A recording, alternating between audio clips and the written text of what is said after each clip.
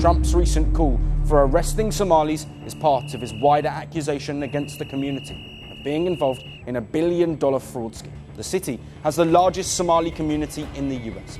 The Trump administration has also barred Somalis from entering the US, from Somali Americans to the Somali government in Mogadishu. No one is away from Trump's radar. We're going to take care of Chicago. We're going to take care of Portland. We're going to take care of Memphis. We're proud of D.C. There's nothing to take care of anymore, but we're not going to let it ever go bad. It's never going to happen again, our nation's capital.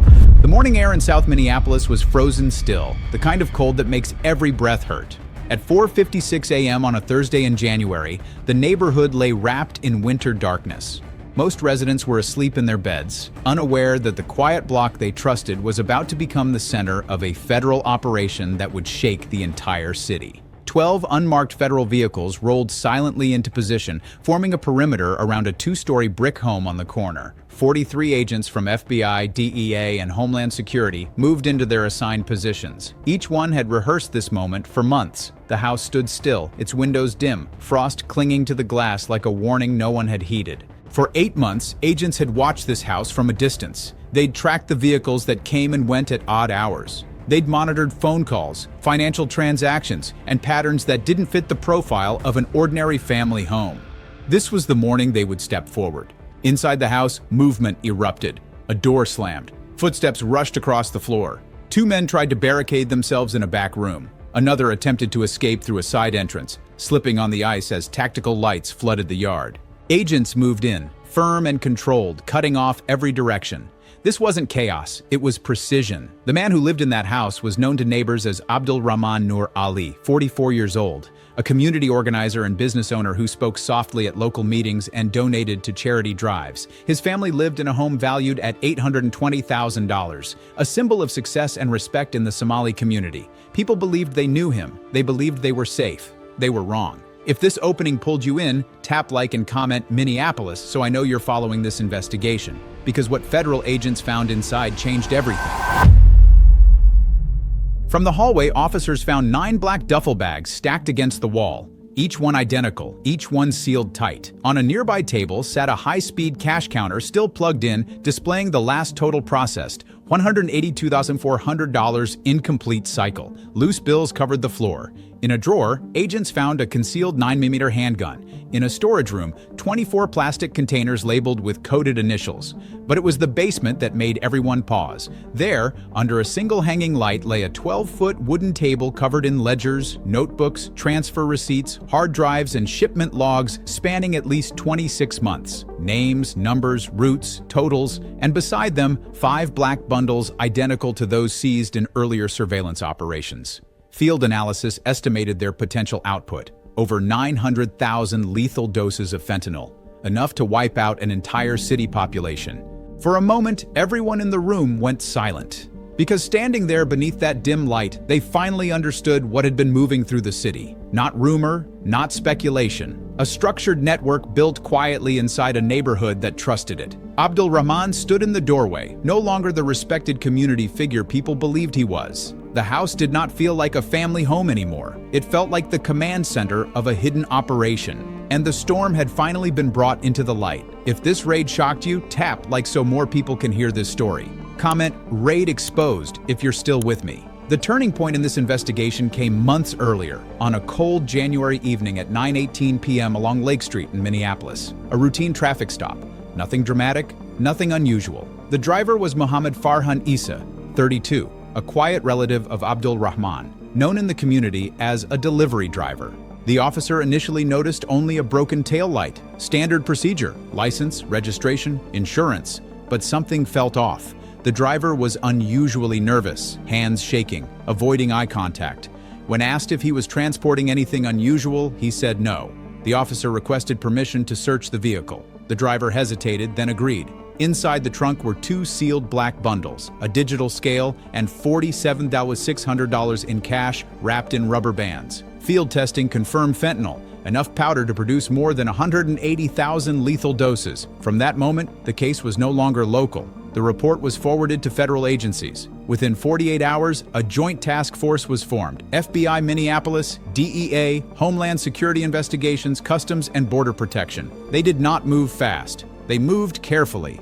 Quiet surveillance began around the neighborhood, phone records, late-night vehicle logs, unexplained money transfers, and slowly, a hidden network started to reveal itself. One routine traffic stop, and everything changed. If you're still following the case, comment, keep going, and hit like to support the investigation. Over the next 8 weeks, investigators mapped the structure of the operation. What looked like an ordinary extended family was in reality a tightly organized network built around Abdul Rahman Nur Ali. His younger brother, Yusuf Noure, 38, handled logistics, scheduling late-night drop-offs behind grocery stores and small warehouse lots. A cousin, Hodan Warsame, 34, recorded expenses and payments in handwritten ledgers written half in English, half in Somali. Another relative coordinated short route drivers who made quiet deliveries across Richfield, Bloomington, and South Minneapolis. Nothing appeared loud or chaotic. Everything was routine. Transactions happened in familiar places: a community market parking lot, a repair garage after closing hours, the back entrance of a cafe where no one asked questions. Neighbors saw family gatherings, weekend cookouts, children playing in the yard. But surveillance logs showed something else: dozens of late-night vehicle exchanges and a steady flow of cash that never came back through the banks. The picture was no longer a coincidence. It was a system. When agents finally moved in with search warrants, what they found confirmed their worst fears. The ledgers were arranged in neat stacks, each one wrapped in rubber bands now brittle with age. Some books were new, crisp, recently purchased. Others were worn at the corners, their pages yellowing, filled with handwriting that changed over the years but always belonged to the same person: Hodan Warsame, the cousin who kept the financial records. Agents opened the oldest ledger first. Inside, the entries were simple at the beginning: small payments, local transfers, donations to community events. But as the years turned, the numbers grew larger. $1,000 notes became $10,000 entries. Personal expenses mixed with business transfers. Cash deposits appeared without any legal source. And then somewhere around year 5, the handwriting changed tone. The numbers became bolder, the transfers frequent, and the amounts impossibly high for a family with no visible business capable of producing such income. One entry caught a detective's eye: $118,400, Minneapolis, Columbus, CW. No explanation, no invoice, no receipt. Another ledger showed a string of international transfers routed through Dubai, Nairobi, and Istanbul, all small enough to avoid automatic detection. If this investigation is keeping you hooked, comment "exposed" and make sure you're subscribed, because the human cost of this operation is about to hit hard. The human toll was not abstract, it was personal. Records from Hennepin County showed 173 fentanyl-related deaths in the past year alone, many linked to pills identical to the ones found in the Muir basement. Some victims were teenagers who believed they were taking something mild. Others were older adults managing chronic pain, unaware their pills had been replaced by counterfeit tablets. Before we continue with how this investigation expanded across state lines, I need to be honest with you. Creating investigations like this takes enormous time and resources. This isn't a quick rewrite of a news article. This is weeks of research, reading federal court documents, cross-referencing DEA reports, analyzing trafficking patterns, and verifying every detail so we never mislead you. We're a small team dedicated to bringing you stories the mainstream media won't fully explore. Stories about how drug networks exploit communities, how systems fail to catch warning signs, and how regular people are caught in the middle. That's why we need your support. If you want us to keep making these investigations, consider joining our channel membership. Your support directly funds the research and fact-checking. For less than the cost of a coffee each month, you'll help us continue exposing the truth. And as a member, you'll get early access to videos and exclusive deep dives we can't publish publicly. Click the join button below. Your support is what makes investigations like this possible. Now, let's continue with what happened when the investigation went national. The raid at the Noor residence was not an ending. It was only the beginning. The evidence collected that morning did not close the case. It expanded it. Investigators found themselves standing not at the conclusion, but at the threshold of a far larger and far more intricate network than they had anticipated. Inside the federal building, agents began reviewing cross-state data. The ledgers from the basement matched transactions flagged months earlier in Columbus, Denver, and Kansas City.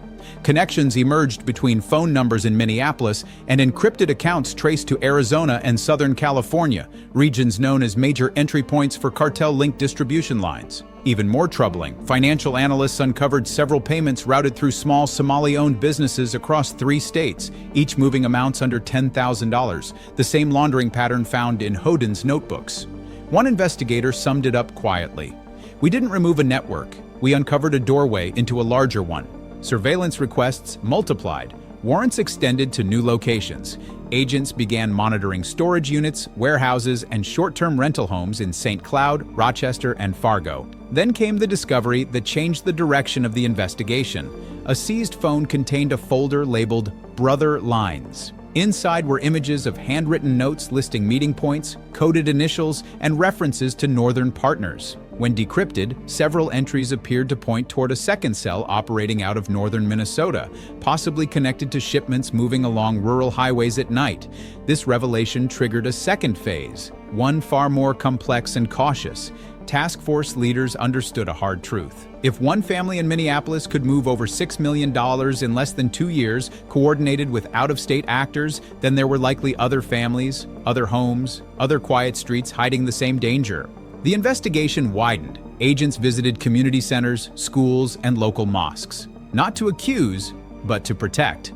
They held private briefings with elders, explaining that they were not targeting culture or faith, but individuals who had exploited both. Many community members stepped forward, offering information they had once dismissed as odd or none of my business. Patterns began to form. Similar cars, similar visitors, similar unexplained funds. Meanwhile, analysts from Homeland Security traced the origin of several shipments back to a warehouse in Ontario, Canada, raising the possibility of a cross-border route feeding into Minneapolis. The discovery prompted coordination with Canadian intelligence services, expanding the investigation beyond U.S. territory. Every new lead carried weight. Every small detail hinted at a structure still incomplete. But the agents also faced a growing challenge. The network was adaptive. As arrests made headlines, other individuals connected to the Minneapolis cell began going silent. Phones were powered off. Accounts were wiped clean. Vehicles disappeared from usual meeting points. Several suspects abruptly left their apartments without notice. One senior agent remarked, "The moment light hits them, they scatter. But shadows always leave a trail." And so the trail continued, across city lines, across state borders, and possibly across international boundaries. The Noor family had fallen, but the system that empowered them remained alive, shifting beneath the surface, seeking new faces, new homes, new ways to continue. The investigation did not slow. It intensified, because law enforcement now understood the truth. The raid at the Noor residence was not the climax of the story. It was the opening chapter of a larger battle, one that would take months, maybe years, to fully expose. And as agents prepared for the next phase, one question hung heavily in the room. If this much was hidden inside one Minneapolis neighborhood, what else was waiting in the dark? Tonight, as we step back from the raids, the ledgers, the numbers, and the frozen streets of Minneapolis, one truth becomes impossible to ignore. This was not just a criminal case. This was a failure of awareness, a failure of oversight, and a reminder that danger does not always come from the outside. Sometimes it grows quietly inside the very neighborhoods we trust the most. For years, this network operated beneath community respectability, behind charity titles, inside family gatherings, and under the blind comfort of "they're good people." They would never do that. But the evidence proves otherwise. More than 1.08 million potential fentanyl doses, enough to devastate an entire region, moved through quiet streets, cultural centers, and ordinary homes. While politicians debated policies and agencies stretched limited resources, families buried loved ones, communities lost trust, and an entire city learned a painful lesson. When accountability disappears, vulnerability grows. This case forces uncomfortable questions. Who failed to notice the warning signs? Why were financial red flags ignored? How did cross-border funding, shell transfers, and coded ledgers move for years without intervention? And most importantly, how many other neighborhoods are living with the same illusion of safety? Because this wasn't just Minneapolis, it was a mirror reflecting what happens when organized networks exploit immigration systems, social programs, religious institutions, and community goodwill, not to uplift their people, but to profit from their suffering. There is a lesson here for leaders, communities, and every one of us. Trust must never replace vigilance. Compassion must never silence scrutiny. And when innocent people begin to pay the price, silence becomes complicity. If there is any value in this investigation, it is this: we must learn. We must ask harder questions.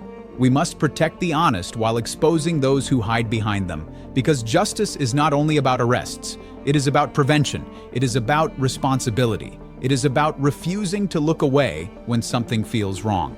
If you believe communities deserve protection, not betrayal, tap like. If you believe oversight matters, comment accountability so more people see this story. And if you want us to continue uncovering what lies behind these networks, share this video and subscribe. Because the investigation isn't over. Not in Minneapolis, not in America, and not anywhere danger still hides in plain sight.